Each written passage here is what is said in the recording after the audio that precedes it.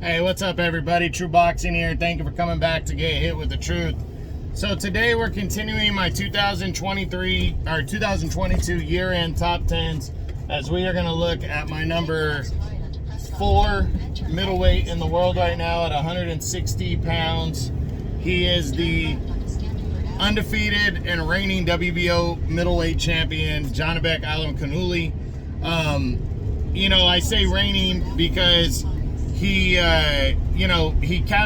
became champion in 2022, but we'll get to that. He was coming off of a 2021 where he had really turned everybody's head around by dominating Rob Brandt, who was still a legitimate contender and former champ, and then dominated former champion Hassan Nadam, which that's what you should do if you are on the level of a top middleweight.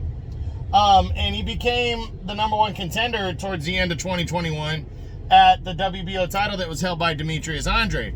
But the WBO allowed Andre to move up to 168 to try to become the interim champion there, and then they were going to force him to choose which division he was going to be at. So in May, he was scheduled to face Zach Parker, but the fight never happened as Andre pulled out with an injury. And then the WBO said, okay, well, we're going to give you 6 months to get ready. So he had until November to face off against Janibek. And what Janibek did in June was return and took on a guy named Danny Dignam and dominated him to become the WBO interim champion. And that guaranteed him the title shot with Andre next.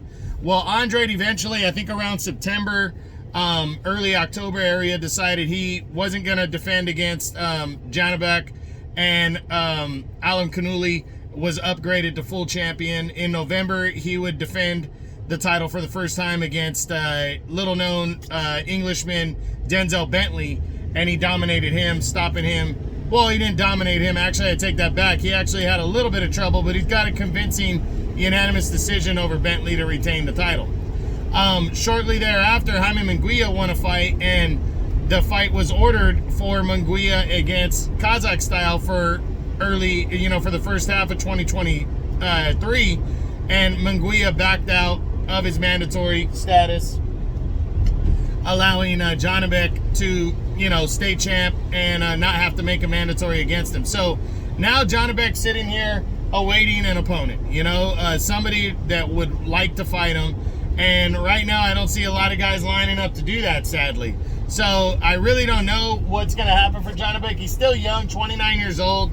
He's 13-0 with 8 knockouts, and he's definitely, got a lot of poise and is ready, for a big fight. But he just can't seem to land it. But with him being with Top Rank, I think guys like Felix Cash could be a possibility. If Chris Eubank Jr. wants to fight him, he could get the fight, but I don't think he wants that.